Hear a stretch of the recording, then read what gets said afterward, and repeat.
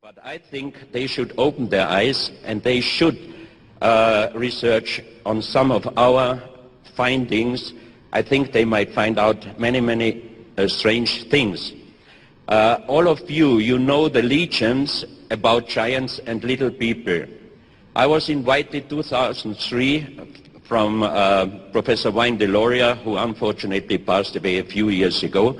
He was the most famous North American Indian. He took rights against the government for his indigenous people, and he was a great researcher. He invited me to a 3-day meeting with 15 elders of the big North American tribes, and the 3-day meeting was about giants and little people. Until this meeting, I had never any experience or data or facts about giants and little people. But after that meeting, it really started, and I was very much shocked about some of the findings.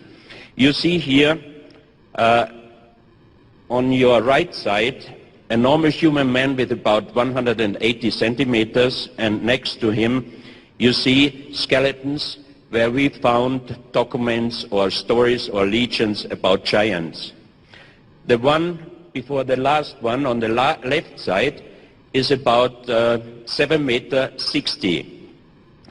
I got the information that Father Carlos Crespi in the 1962 was called by people from Ecuador from a mountainside because a heavy storm brought down a part of a platform, and they found a lot of destroyed bones. And as they didn't know what kind of bones these are, they called Father Carlos Vaca, who was working in a hospital, and he recognized that these bones are from a human. But he also found out that this skeleton must have been the size of 7.6 meters.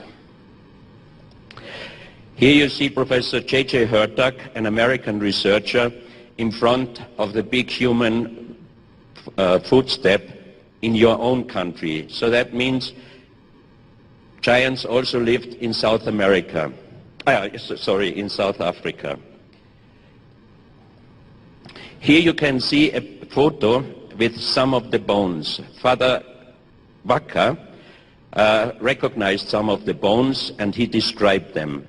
When I found the family, because he passed away just 1 month before I could find his niece, she allowed me to bring some of the bones with me to Vienna, and we had several researches in Vienna. This is a part of the skull, and it must be so old because some of the parts of this bone were already crystallized.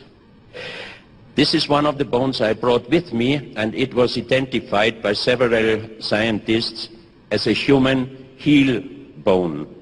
But the professor of anatomy of the Vienna University, he checked the bones, and finally he said, I cannot believe it. It looks definitely 100% like a human heel bone, but it is impossible because it is at least 5 times bigger. Next day, he visited me again, and he brought some of the human bones, real human bones, with him, and he compared it, and definitely he said, still it's impossible for me, but these are definitely human bones. The skeleton was 7.6 meters in size. This is another side of the bone. Here you have a part of the nose bone, also 5 times bigger. And that's a so-called os occipitale under the skull bone, which makes us able to turn the head. It's again 5 times bigger. We found old documents from a Spanish historian. He was half Inca and half Spanish. He was writing in 1576. Today we found several human skeletons at the coast of Esmeraldas in Ecuador, and they were all 5 times bigger than we were. At this time, a Spanish man had the size of about 150 centimeters. He was just a little bit smaller than me. In the museum de las Culturas Aborigines in Cuenca, we found these eggs. The egg is 70 centimeters in size. It's granite, very heavy. You can even see where some rope was around it, and it was definitely used. In the museum, of course, it is mentioned as ceremonial eggs.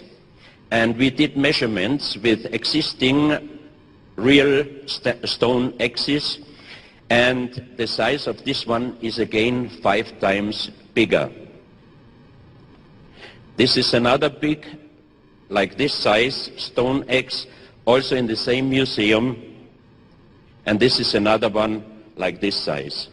So that means a 70 centimeter stone axe wouldn't have been able to use for a normal human to use it or to handle it. But for a man with a size of 7.5, 7.6 meters, it would have been definitely possible. When I had the exhibition Unsolved Mysteries in Switzerland, we did a model of a 7.6 meter skeleton, which you can see part of it here. Yesterday I was talking about giants, little people, human with elongated skulls, human and dinosaurs. Today I show you many so-called O parts, like the out-of-place artifacts. Of course, I cannot give you any answers. A few months ago, an American writer wrote a book about me, and she made the subtitle, Digging for Answers, Getting More Questions, and this is the reality. On some of the artifacts we did scientific researches. These results I can easily explain you and tell you, but for many of the artifacts there is no answer until now.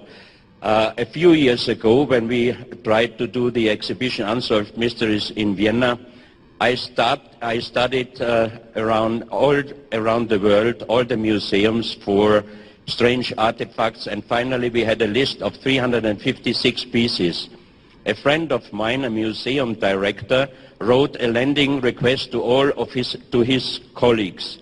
And out of these 356 requests, we received only one agreement, because museums, if they lend you some artifacts, they have to give you an explanation, and most of those pieces were also quite impossible to give an answer. So today I start with the age of human. On this photo you see the footstep, the positive and negative side of a footstep, human footstep. It looks like a shoe step, but the scientists of course said immediately this is a natural formation. But the strange thing on this object is that you can see on the right side, here and here, you can see a crashed trilobite. This is an animal which concern the official scientists. Trilobites finally disappeared in the mass extinction at the end of the Permian about 250 million years ago. And it's definitely that this trilobite is crashed by a weight. So that's quite impossible that human cannot be 250 million years ago lived already. Here you have a better view, so you can see the positive and the negative side and the crashed trilobite. This is a human footstep found in the Biloxi River in Texas. There are a lot of these footsteps parallel with dinosaurs' footsteps. And of course, the official announcement was immediately, this was done by the creationists, because there is the Creation Evidence Museum allocated very close to the Biloxi River. So they took out one of these footsteps and they sliced it into, they cut it into slices, and you could see on the inside, you could see that wormholes in the stone also had the same form like the footsteps, so it was impossible a fraud or a fake. But as these footsteps were parallel with human footsteps, with dinosaurs' footsteps, that wouldn't have been possible. Age dating also there, around over 100 million years. This is a petrified human hand print, also in a petrified, and also the age dating should be over 50-60 million years. So is it reality that we human only are until now over 1 million year old, or did human live already long time ago?